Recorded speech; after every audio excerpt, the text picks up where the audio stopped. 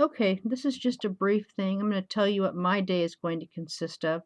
First of all, I'm just going to say how I feel so grateful that my health feels really good today. And I'm not getting a lot of unusual questions about about one or two, probably just two rock stars or three comedians. Haven't had a question yet. And uh, the kind of other questions I get are not suitable for work or not suitable for even sitting home on a Sunday morning trying to study so you can eventually get back into the workforce in a sort of a paying type capacity, because I do some volunteer work now and it's really been beneficial, but I've been, quite sick in a lot of ways, but not fatally. I just want to throw that one in right there. So what I'm doing today is trying to sort of secure my account here on my phone. And what I'm going to do to do that is I'm going to look through here and look for the Google Play Store. And what was I going to get? Um, Actually, let me go into settings here and put on. I had to reformat the phone the other day.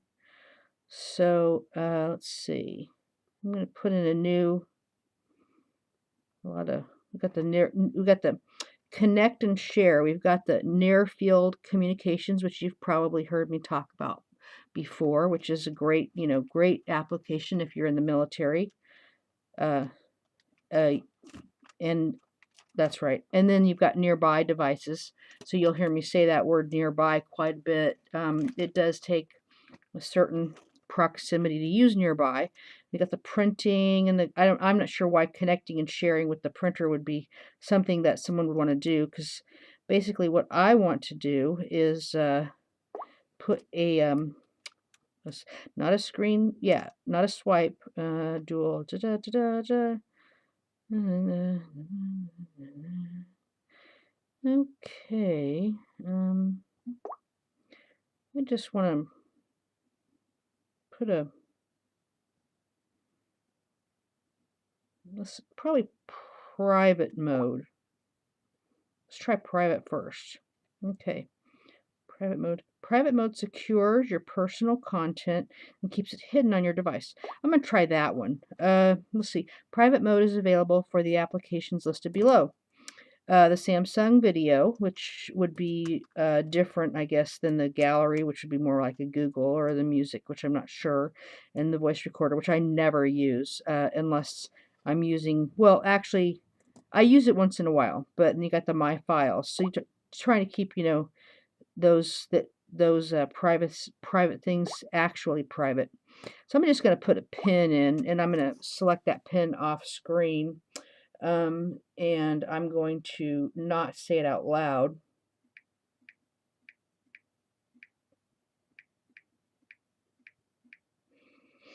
Okay, so I do have that one left and secured.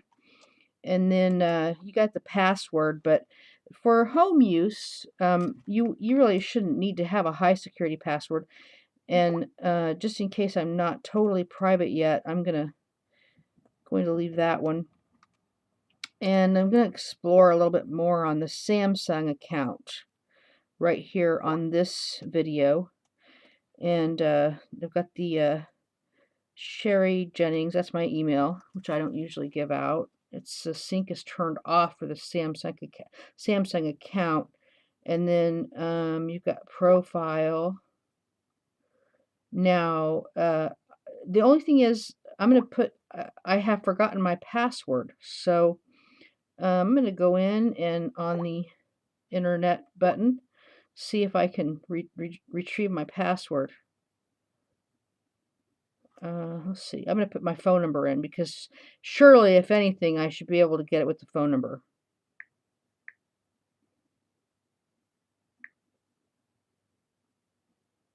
But oddly enough, when I put in my the first three digits of the phone number, it says 4G, so I don't know what that is. And then I'm just going to use the dash that a lot of people do. That's how you put a phone number in. and then the rest of the phone number with a dash, and then the rest of my phone number, and then the security code. Looks pretty like a friendly CAPTCHA, I guess.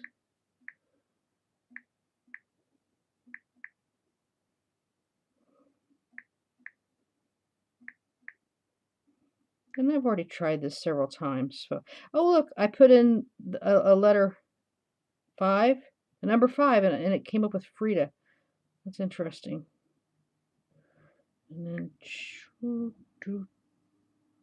okay, pretty sure I'm not a robot, so confirm. And it says it's an invalid phone number, which I'm not. I really don't know, why that would happen, because that's the phone number for the phone. So I've tried this yesterday, so I'm not going to try it too much.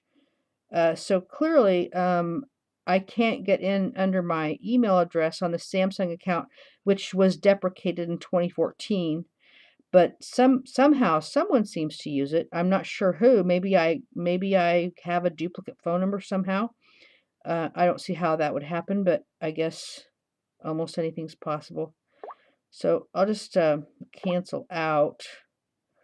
And what are the terms and conditions? Terms and conditions.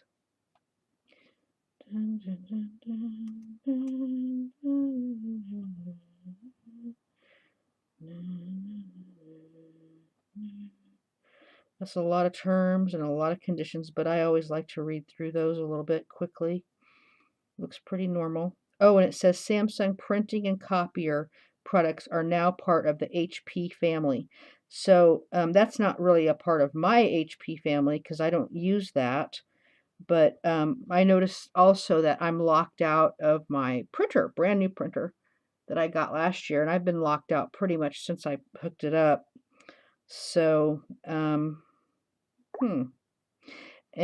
okay, special terms. The Galaxy app. Oh, the S translator. So all this stuff you're seeing with the S, Samsung Milk Music. That's okay. All the stuff you're seeing with the S in front of an operating system typically has to do with running your operating system through a tab. So let's say I have like 9 tabs open. That might be somebody else's operating system if they're choosing to share. Well, I wouldn't call it sharing if you didn't invite them, but if they're choosing to use your computer as their computer, they could actually just use a tab as an operating system. So that can lead to having a lot of people signed in, no matter how secure you are. We have a Family Hub 2.0 in the special items of the Samsung. See, I tend not to share. I'm 51, so I don't really need any kind of family plan since I don't have children. Translation of this, you acknowledge and agree that the translation of this blah blah blah. Okay, I don't want that. I don't want that one. And then Samsung Connect. Enhanced Samsung Pass and smart things and smart things for developers. So anyway, I don't think that this storage usage, okay. Well, it is definitely server is temporarily unavailable. I think it's been unavailable since about 2014, but I'm not sure. I've got 2 Adobe accounts on here. I'm not sure what that is. It doesn't look like the Adobe logo actually. You can see here. If you know anything about Adobe, I don't know what that. Let's see if I can.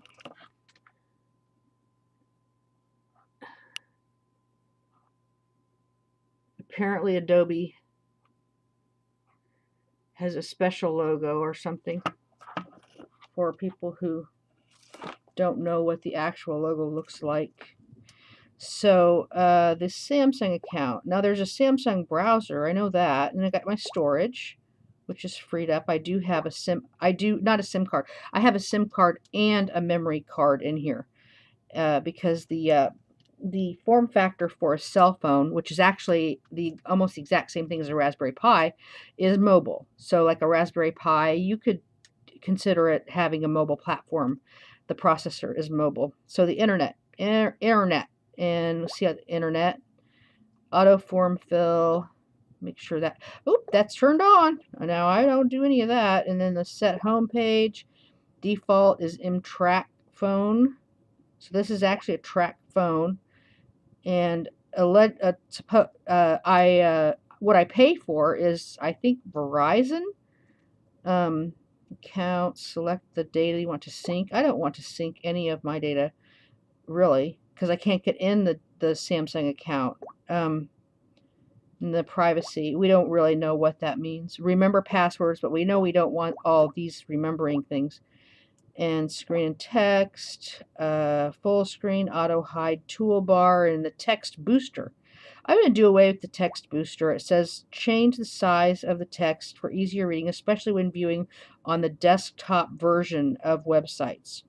So since this is a Samsung mobile phone platform, I don't really need to have any type of a resizement or an auto hide, because I don't actually view my phone on my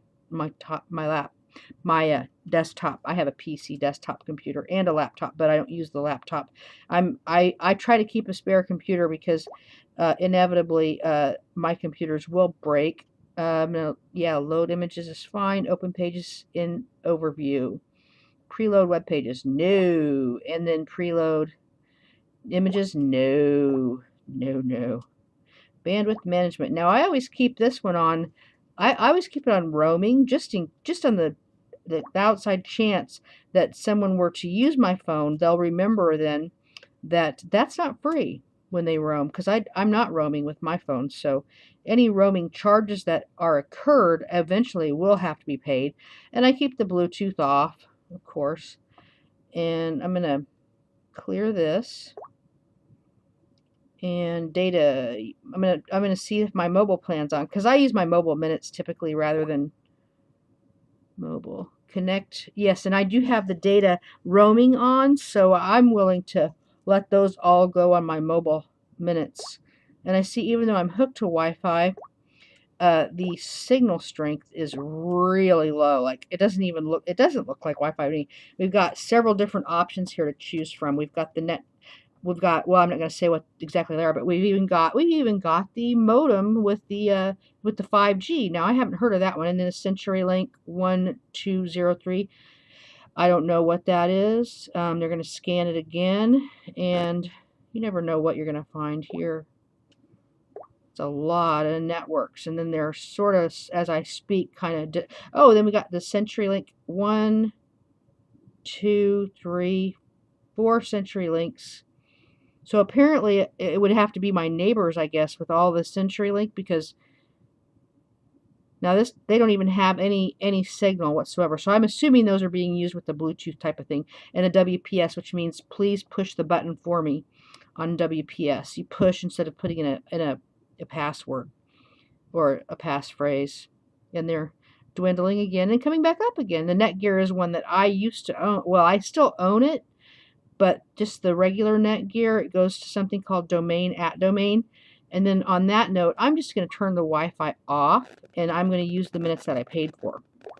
So I'm using the LTE minutes. And a friend of mine wrote a book, actually, when mobile first came out. He was living in Europe, and he wrote a book about I think it's CDMA and LTE and different platforms.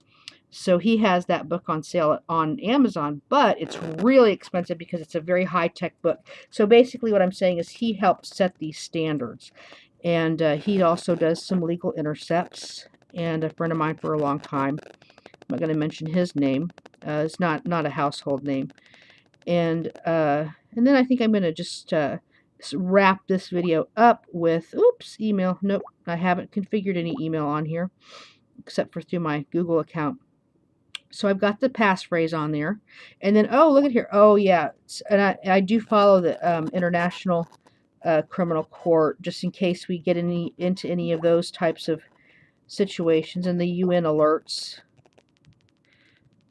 emergency alerts. And the Vatican radio, because I was told eventually that we were under a holy see, which means that should there be any type of an issue where the maternal, the maternal aspect of life and earth were compromised, we would have that holy see to make sure that women, as Jesus was a proponent of women, that women were still valued in a culture.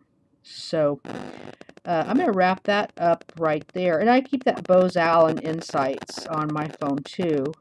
Enter, and then Bose Allen is a contractor, and they're pretty much able to handle anything from, let's say, your data science or your connected health, even sports, and then Brilliance. They have Brilliance, and connect with us. Yes, I do want to connect. I'm going to connect right over Edge. I'm just going to take Edge. Let's see what happens here. Supposedly Microsoft Edge. And we're connecting to Bose Allen website. It says the page could not be found, so I'm going to just try to... Their areas of expertise: consulting, analytics, digital solutions, engineering, cyber, and products. And I think they do a whole lot of stuff. So even though this says the page can't be found, I see the page. The digital solution, you've got your engineering, you've got your cyber, you've got your careers. And I've always thought that they were a very progressive company. They are definitely on board with women's rights and stuff, lives. And then, oh, I don't know what that is. Some of this stuff is for employees, so I don't get into that at all. So anyway, that's it for this one. Okay, out.